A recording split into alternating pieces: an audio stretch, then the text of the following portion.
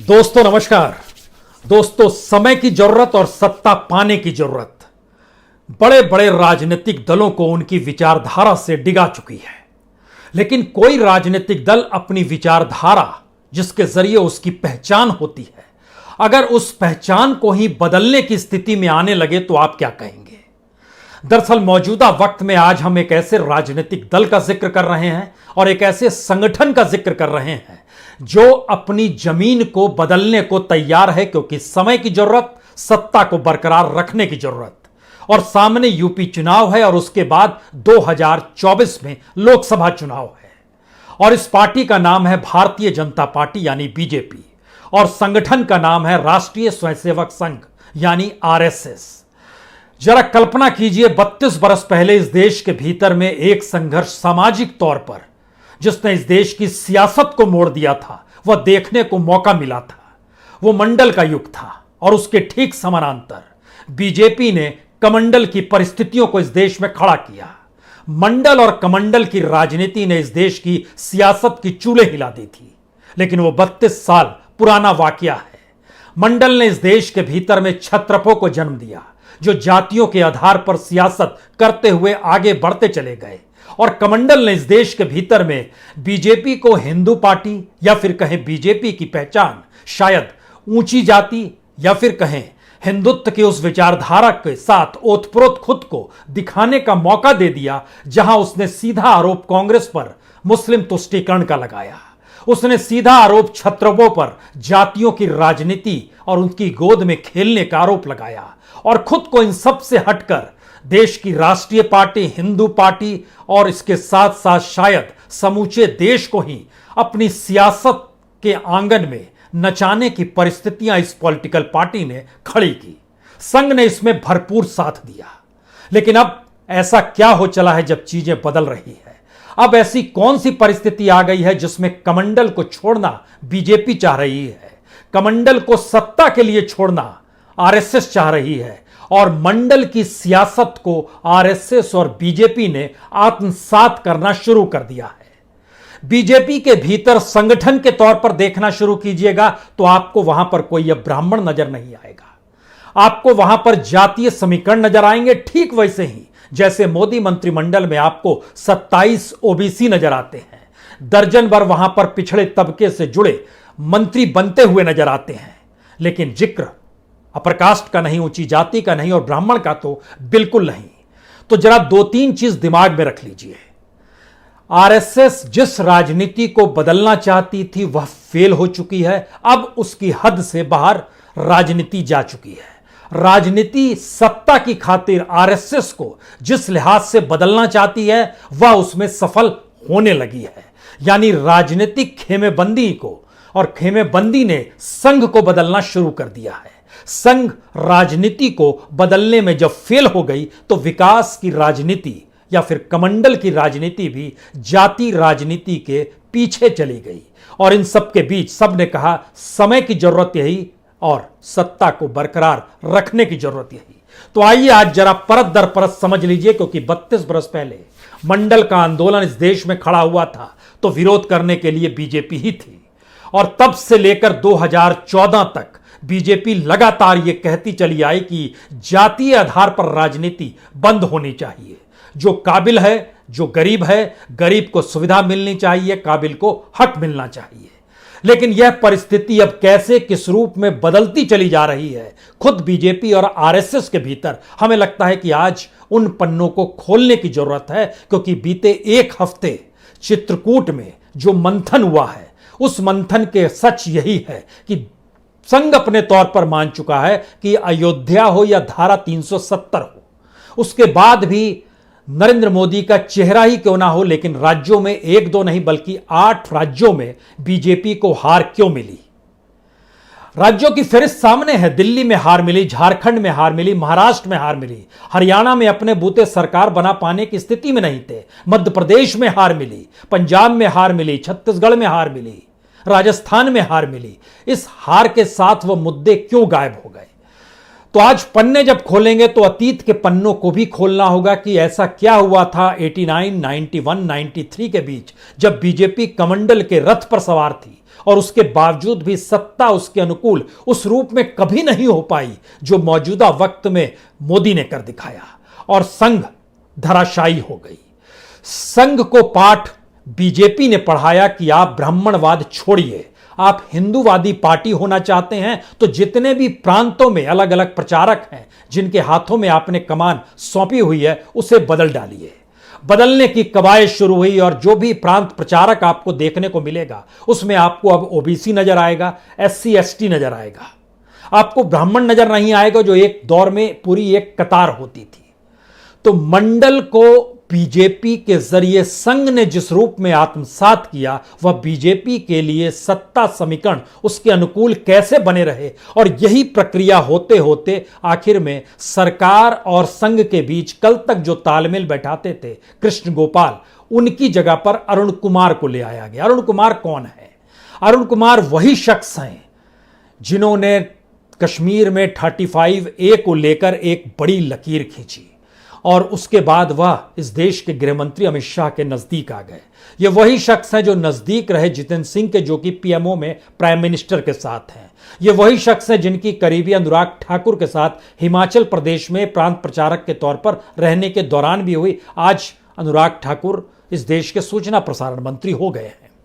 लेकिन इन पन्नों को खोलने के लिए आपको कुछ सियासत की उन बिसात और उस चौसर को समझना होगा जिसमें ब्राह्मणवाद ही जब मंडल का जिक्र करने लगे और कमंडल को त्याग दे तब बीजेपी को क्या लाभ हो सकता है। इस बिसात को पहले समझ लीजिए।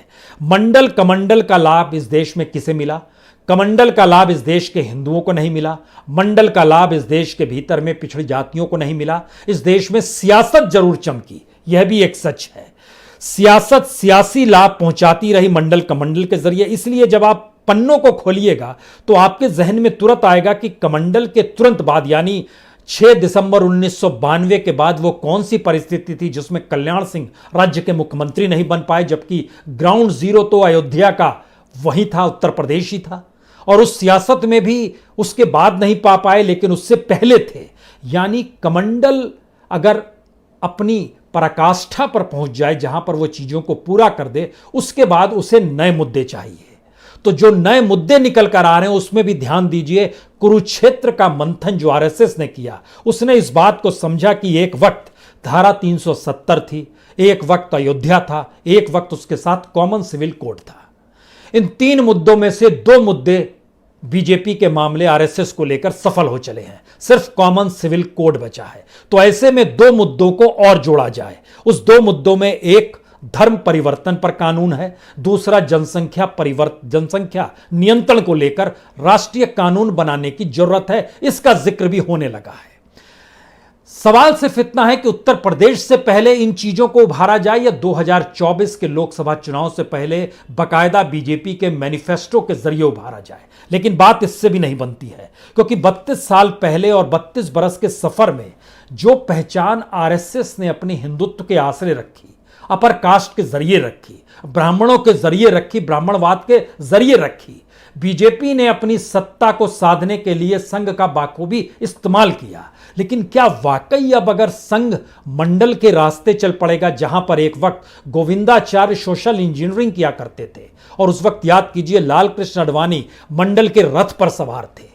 गोविंदाचार्य उस वक्त बताया करते थे कि बिहार यूपी की सियासत आपके अनुकूल जातीय समीकरण के आश्रय कैसे हो सकती है, और उस वक्त दिल्ली यानी आडवाणी जी और अटल बिहारी वाजपेयी सवार थे कमंडल पर, नहीं मान रहे थे। लेकिन धीरे धीरे उम्र क्या पूरी हो गई कमंडल की, और उस धर्म की राजनीति की, जिस धर्म की राजनीति में इतनी दूर इस देश के माइनॉरिटीज या कहीं मुस्लिमों को इतनी दूर ले जाया गया, जहां पर एक भी वोट बीजेपी को नहीं चाहिए मुस्लिमों का, यह मैसेज कन्वे कर दिया गया निचले स्तर तक।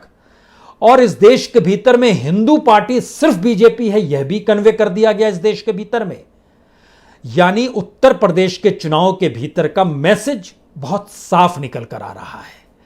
अगर बीजेपी हिंदूवादी पार्टी होते हुए और अपर कास्ट के सामने कोई दूसरा विकल्प अगर नहीं पैदा होता है तो वह बीजेपी के साथ आएगी ही, यह सोचते हुए अगर वह मंडल की थ्योरी को अपना रही है तो वह यह मानकर चल रही है कि यादव वोट हो सकता है उसके पास ना आए, जो नहीं ही आएंगे। जाटव वोट वह भी नहीं आएंगे मायावती के जरिए, लेकिन बाकी वोट तो आ जाएंगे जो कि ओबीसी के होंगे। जो दूसरे वोट अपने तौर पर निकल कर आएंगे, अन्य पिछड़ा दलों पार्टियों के जो छोटे छोटे दल हैं, उनके वोट भी कहीं ना कहीं बीजेपी के साथ आकर खड़े हो जाएंगे। क्या यह सच लगता है? एक दिन पहले अखबार में एक बड़ा सा विज्ञापन दिया गया। तस्वीर भूपेंद्र यादव जी की थी, जो अब केंद्र में मंत्री हैं, और यह बताया गया कि यादव राजवंश के ये असल सपूत हैं। यादवों के 4 वोट चाहे बीजेपी को नहीं मिले, लेकिन यादव राजवंश के सपूत के तौर पर भूपेंद्र यादव जी को तस्वीर चस्पा की गई और दिल्ली के एक एक पूरे पेज का अखबार पे एक एक विज्ञापन छापा गया। ठीक उसी तरीके से ध्यान दीजिए तो ओबीसी के नेता और ओबीसी के सपूत कौन है, इसका जिक्र अमित शाह ने बीजेपी के अध्यक्ष रहते हुए नरेंद्र मोदी को लेकर कहा था कि ओबीसी के दायरे में तो यही आते हैं और यही इस देश के एकमात्र प्रधानमंत्री हैं जो ओबीसी के हिस्से के जरिए बने हैं। ध्यान दीजिए, गुजरात की राजनीति में ओबीसी की नहीं चलती है। वहां पर ऊंची जाति की और हिंदुत्व की प्रयोगशाला अभी भी गुजरात को मानी जाती है। तो मोदी जब गुजरात लौटते हैं तो वो ओबीसी नहीं होते हैं, वहां पर कास्ट के होते हैं, वह जनरल कास्ट के होते हैं।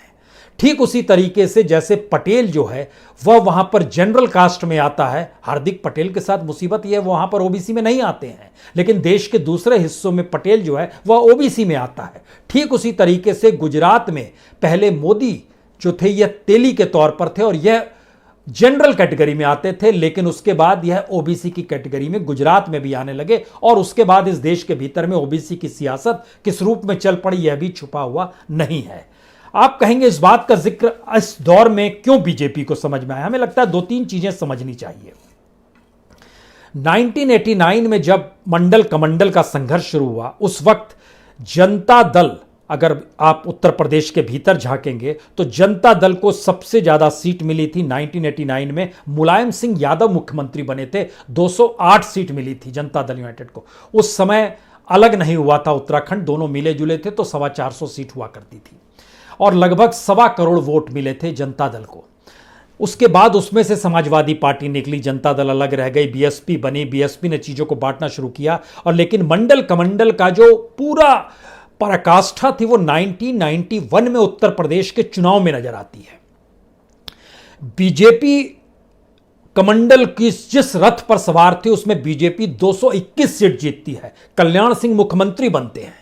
आंदोलन पूरे जबरदस्त तरीके से चल रहा था। उस दौर में जो जनता दल के जो वोट थे वो शिफ्ट हो जाते हैं बीजेपी के पास, उसको मिलते हैं लगभग 1 करोड़ 17 लाख। उससे पहले जनता दल को मिले थे 1 करोड़ 15 लाख। जनता दल घट के 70 लाख वोट पाती और सिर्फ 92 सीट्स मिलते हैं। बीएसपी जो थी वह 12 सीट लेती है, कांग्रेस सिर्फ 46 सीट ले पाती है। एक लिहाज से कांग्रेस का अस्त होना वहां से शुरू होता है जब कमंडल निकल आता है, क्योंकि कांग्रेस ना कमंडल की तरफ जा पाती है ना कमंडल की तरफ जाती है, वो बीच में रहती है और उसका वोट बैंक छितराते चला जाता है। कुछ मंडल से निकले हुए राजनीतिक दल लेते हैं, कुछ कमंडल के हिस्से में चला जाता है और कांग्रेस धीरे धीरे सूखती चली जाती है। अब उसके बाद आइए कि जब 92 6 दिसंबर, उसके बाद की परिस्थिति में जब 93 में इलेक्शन होता है और वह भी कल्याण सिंह की सरकार में जब बर्खास्त कर दिया जाता है अयोध्या में जो कुछ हुआ, और उस वक्त बाबरी मस्जिद विध्वंस के बाद यह हर कोई मानकर चल रहा था कि उत्तर प्रदेश में बीजेपी की सरकार आई थी, क्योंकि जिस आंदोलन को वो लेकर जिस रफ्तार से बढ़ी थी वो कमाल करेगी। लेकिन याद कीजिए 1993, उस वक्त बीजेपी को 177 सीटें जरूर मिलती है और सबसे ज्यादा सीट जरूर मिलती है, लेकिन सरकार वो नहीं बना पाती है, क्योंकि उसके ठीक काउंटर में समाजवादी पार्टी तब तक खड़ी हो गई थी और उसको 109 सीट मिल जाती है। मायावती को 67 सीट मिलती है और दोनों मिलकर सरकार बनाते हैं। जनता दल को भी 27 सीट मिलती है। लेकिन अगर वोट को भी देखना शुरू करेंगे तो बीजेपी के पास उस पराकाष्ठा में भी 1 करोड़ 66 लाख वोट आते हैं उस पीरियड में, यानी 93 में। लेकिन दूसरी तरफ जो मंडल के आश्रय जी रहे थे उसमें समाजवादी पार्टी थी, उसमें बीएसपी थी, उसमें जनता दल थी। इन तीनों को जब आप मिलाइएगा तो वह बीजेपी के वोट से कहीं ज्यादा, यानी समाजवादी पार्टी को लगभग 90 लाख वोट मिलते हैं, बीएसपी को लगभग 55 लाख मिलते हैं, जनता दल को लगभग 61 लाख मिलते हैं। तीनों मिला दीजिएगा तो लगभग ये 2 करोड़ के लगभग पहुंचने की स्थिति में आ जाता है। और वहां पर बीजेपी, यानी उसकी उम्र, उसी समय बीजेपी समझ गई थी कि इसकी उम्र पूरी हो चली है। लेकिन बावजूद इसके आरएसएस की विचारधारा जिस जमीन पर खड़ी थी उसमें आरएसएस अपने तौर पर टोका टोकी करती रही और अटल बिहारी वाजपेयी तक के दौर में टोका टोकी करती रही। अगर लोकसभा इलेक्शन को भी इस प्रोसेस में अगर आप देखना शुरू करेंगे तो लोकसभा चुनाव में भी कांग्रेस जिस रूप में 91 में 252 सीट पाती है, 1956 96 में 96 में यह 140 सीट पर आ जाती है। बीजेपी भी 121 से 161 ही जाती है, जहां पर वो 13 दिन की सरकार बनाती है। 161 उसके पास मैक्सिमम सीट्स थी, लेकिन 161 थी। 272 जादुई आंकड़ा होता है, वो नहीं छू पाती है क्योंकि उसके साथ कोई खड़ा नहीं होता है। और जब कोई खड़ा नहीं होता है तो याद कीजिए पार्लियामेंट के भीतर अटल बिहारी वाजपेयी का भाषण भी, और उस दौर को भी याद कीजिए कि अटल बिहारी वाजपेयी कहते हैं कि जैसे बीजेपी को अछूत मान लिया गया है, क्योंकि बीजेपी ने अयोध्या की राजनीति की है और बीजेपी मंदिर के पक्ष में खड़ी थी, तो उसके साथ कोई पॉलिटिकल पार्टी नहीं और 13 दिन के भीतर वो सरकार गिर जाती है। लेकिन जब उससे निकलकर आप आज की तारीख में आते हैं, 30 साल बाद जब खड़े होते हैं, तो बीजेपी ही अपने तौर पर उस मंडल को आत्मसात कर लेती है जहां पर वो कमंडल को विपक्ष में लेकर खड़ी हुई थी, क्योंकि उसे समझ में आ गया कि कमंडल के आश्रय, मंदिर के आश्रय, हिंदुत्व के आश्रय इस देश के भीतर में राज नहीं किया जा सकता है, सत्ता आपको गंवानी पड़ेगी। यहां से फिर 2-3 मैसेज निकलते हैं, तो आने वाले वक्त में अखिलेश यादव कहां टिकेंगे, आने वाले वक्त में मायावती का क्या होगा, आने वाले वक्त में छोटे छोटे दल जो भी हैं, चाहे उसमें आरएलडी को ले लीजिए, चाहे अपना दल को ले लीजिए, चाहे निषाद को ले लीजिए, जिस भी पॉलिटिकल पार्टी जो छोटे छोटे दल है अपने बूते जीत नहीं सकते हैं, उनको एक बड़ा चंक, एक बड़ी पॉलिटिकल पार्टी का चाहिए। लेकिन अगर समाजवादी पार्टी सिर्फ यादवों में सिमट जाए, बीएसपी सिर्फ जाटव में सिमट जाए और इन सब के बीच मुसलमान सिर्फ यह देखता रहे कि कौन हरा सकता है बीजेपी को, हम तो उसी को वोट देंगे, तो फिर किसका जन्म होगा और कौन सी नई पार्टी आएगी? क्या कांग्रेस अपना विस्तार कर पाएगी? एक सवाल है। और क्या कांग्रेस के साथ वो तमाम छोटे छोटे दल आ जाएंगे और उसके बाद मुसलमान वहां शिफ्ट हो जाएगा? यह भी एक सवाल है। इन सवालों के अक्सतले फिर लौटिए उन परिस्थिति में जहां पर चित्रकूट के मंथन में निकल कर आता है बार बार कि धर्म परिवर्तन पर अब राष्ट्रीय कानून बनना चाहिए, जनसंख्या नियंत्रण पर अब राष्ट्रीय कानून बनना चाहिए। और इसको लेके आखिरी दिन, यानी आज के दिन जब सभा हो रही थी, तो उसमें अपने अपने तरीके से सारी बातों को रखा भी गया और बोला भी गया कि यही एक आसरा है। और संघ ने इस बात को समझ लिया कि दरअसल अब ब्राह्मण जो है, शायद बीजेपी और आरएसएस के सामाजिक समीकरण, बीजेपी की राजनीतिक समीकरण में ब्राह्मण भी अब अछूत हो गया। इनके लिए इसलिए अछूत हो गया क्योंकि ना तो किसी भी जगह पर पद दे पाने की स्थिति में ये आएंगे, और दूसरी तरफ ये मानकर चल रहे हैं कि यह उनसे छोड़कर दूसरी तरफ जा नहीं सकता है। यादव के साथ खड़ा नहीं होगा, वहां पर उसको दबंगई देखनी होगी। मायावती के साथ खड़ा नहीं होगा, वहां पे कौन चरण छुए और किस तरीके से, जो पंडितों की जो अपनी राय होती है, तो लौट हार के, और कांग्रेस तो मुस्लिम तुष्टीकरण में वो लगातार प्रचार करेगी, फंसी रह जाएगी, तो ब्राह्मण या ऊंची जाति बीजेपी के साथ ही रहेगी। यह मैसेज अपने तौर पर बीजेपी ने बाखूबी दिया। यानी पहली बार इस देश की राजनीति में बीजेपी और आरएसएस अपनी विचारधारा को छुपाएंगे, और ये विचारधारा को इस रूप में सामाजिक तौर पर इन्होंने लाद दिया जहां पर लोग महसूस करें कि उनके अलावे कोई दूसरी पार्टी हिंदू पार्टी नहीं है, और हिंदुत्व का बोझा भी नहीं उठाएंगे और मंडल की दिशा में ही बढ़ जाएंगे। यानी ब्राह्मणवाद का चोगा भी रहेगा लेकिन मंडल की फिलॉसफी भी रहेगी।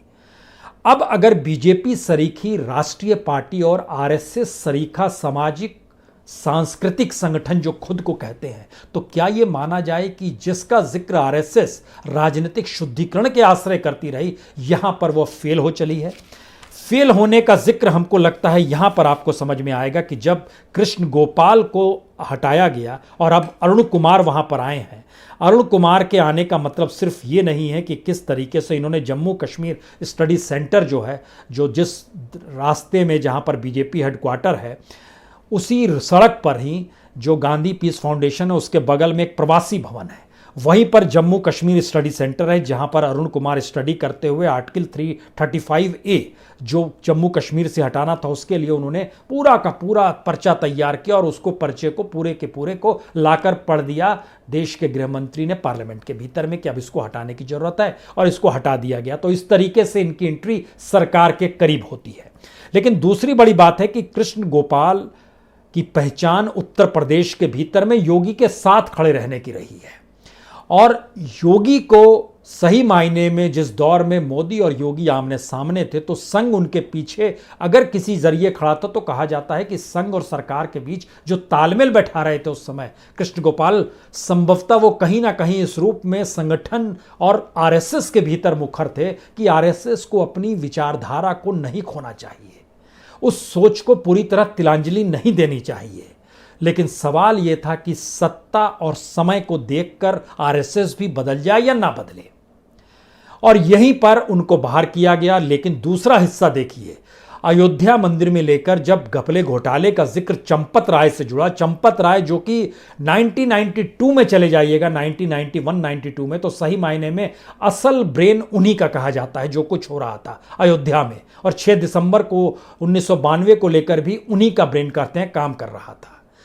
उस शख्स को जब चित्रकूट में बुलाया गया और उनसे जो सफाई मांगी गई तो कहा गया अब हम सत्ता गंवाने की स्थिति में नहीं आ सकते हैं, तो जो भी हम पे जो भी हमले हुए या हमारे लिए जो हानिकारक है उसमें अगर स्थिति बुरी आएगी तो हो सकता है आपको उस पद से हटना पड़े जो ट्रस्ट का पद अभी आप संभाले हुए हैं, और अब आने वाले वक्त में कृष्ण गोपाल और भैया जी जोशी उसको देखेंगे। यानी ध्यान दीजिए, सत्ता महत्वपूर्ण हो चली है। सत्ता सिर्फ हिंदुत्व के आश्रय नहीं मिल सकती है, सत्ता के भीतर ब्राह्मणिज्म का जिक्र करना घातक हो चला है। सत्ता पाने के लिए आपको मंडल की दिशा में बढ़ना होगा, सत्ता के लिए आपको जातीय समीकरण सत्ता के अनुकूल बैठाने होंगे, और सत्ता के लिए आपको उन छोटे छोटे जातियों को अपने साथ लेकर आना होगा और उनके नेताओं को यह कहते हुए लाना होगा कि वोट ट्रांसफर अगर हमारा नहीं होगा तो तुम जीत नहीं पाओगे, और अलग लड़ोगे तो ऐसे ही हार जाओगे, और उसके बाद तुम आने वाले वक्त में खत्म हो जाओगे। यहां से फिर 2 सवाल है। एक, क्या यह गोल्डन चांस है कांग्रेस के लिए? क्या एक ऐसी परिस्थिति बन रही है जहां पे छत्रप अगर खत्म होते हैं तो कांग्रेस का उदय होता है, और कांग्रेस का उदय होता है तो 2 राष्ट्रीय राजनीतिक दल उत्तर प्रदेश की सियासत में फिर आमने सामने आकर खड़े हो जाएंगे क्या? और तमाम छोटे दलों को यह महसूस होने लगेगा, और शायद इस देश के मुस्लिमों को भी, जो कि उसी को वोट देंगे जो बीजेपी को हरा देगा, और इस सियासत को मुस्लिम साधने में या उसको काउंटर करने में मदद करेगा जिसके साथ वो खड़ा होगा कि आखिर किस तरीके से ब्राह्मणवाद और कमंडल के भीतर मंडल को अपनाने की जो फिलॉसफी सत्ता पाने के लिए की जा रही है वो कितनी खतरनाक है, इसे समझाएगा कौन? सवाल यही है, यहीं से वो चीजें जागृत होती है जहां पर एक यू टर्न नजर आ रहा है, बिल्कुल 360 डिग्री में चीजें घूम गई और बीजेपी खड़ी हो गई उन जातियों के साथ जिन जातियों पर राजनीति करने वाले राजनीतिक दलों को ना सिर्फ वो कोसा करती थी बल्कि सीधे सीधे निशाने पर लेती थी। अब यहां पर एक आखिरी सवाल है कि क्या वाकई यूपी चुनाव एक ऐसी परिस्थिति में बीजेपी को लेकर आकर खड़ा कर गया है जहां पर बीजेपी अपनी पार्टी को भी बदल रही है? यकीन जानिए, बीजेपी के भीतर जब आप संगठन को टटोलना शुरू कीजिएगा तो जनरल सेक्रेटरी में आपको कोई ब्राह्मण नजर नहीं आएगा। भूपेंद्र यादव, अरुण सिंह, विजय वर्गीय, दुष्यंत कुमार गौतम, डी पुरंदेश्वरी, सीटी रवि, तरुण चुग, दिलीप सैकिया, एमएल संतोष जो कि बीएल संतोष जो कि संगठन देखते हैं, विनोद तावड़े, आपको कोई ब्राह्मण नजर नहीं आएगा। राष्ट्रीय सचिव की फहरिस्त जब आप देखना शुरू कीजिएगा तो हो सकता है उसमें एक ब्राह्मण आपको नजर में आए, वो हरीश द्विवेदी। लेकिन इसके अलावे भी देखिएगा तो अरविंद मेनन, पंकजा मुंडे, ओम प्रकाश ध्रुवे, अनुपम हजरा, नरेंद्र सिंह, विनय राहतकर, अलका गुज्जर, कोई नजर आपको निकल कर नहीं आएगा। और जब इस प्रोसेस में आप आएंगे तो यह भी समझने की कोशिश कीजिए, क्या बीजेपी के साथ साथ संघ ने भी जब अपने प्रांत प्रचारकों को बदलना शुरू किया तो जो बहस लगातार चलती थी कि राष्ट्रीय स्वयंसेवक संघ अपनी विचारधारा पे तो कम से कम अडिग रहता है, और जो हेडगेवार की सोच थी और हेडगेवार ने जिस लिहाज से चीज़ों को आगे बढ़ाया था, गुरु गोलवलकर ने उसको विस्तार दिया था, सियासी तौर पर अपने तौर पर कहें तो उसको कहीं ना कहीं किसी ना किसी रूप में राजनीतिक प्रयोग जनता पार्टी का भी इस देश में आरएसएस के जरिए ही किया गया। क्या वो आते आते धीरे धीरे राजनीतिक सत्ता इस दौर में नरेंद्र मोदी के आश्रय आरएसएस को भी पूरी तरह बदल रही है?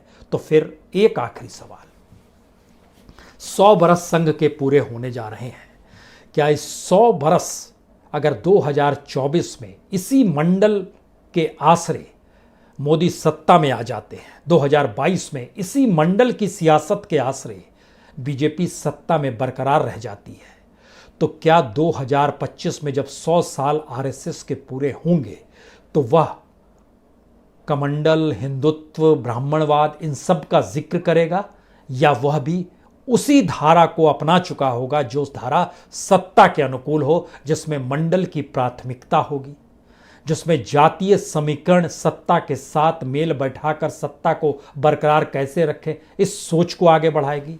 यह एक स्थिति पहली बार निकल कर आ रही है जहां पे कमंडल पीछे है, मंडल आगे है। और मंडल को संभाले हुए राजनीतिक दलों के सामने सबसे बड़ी चुनौती अब यही हो चली है कि अपने बूते वह अलग अलग बिखरे पड़े रहेंगे तो कैसे चुनाव जीतें, और चुनाव जीतना नहीं, जमानत जब्त ना हो जाए, यह भी सोचना उन्हीं दलों को होगा जो कि मंडल से निकले हुए हैं। बहुत बहुत शुक्रिया, बहुत बहुत शुक्रिया।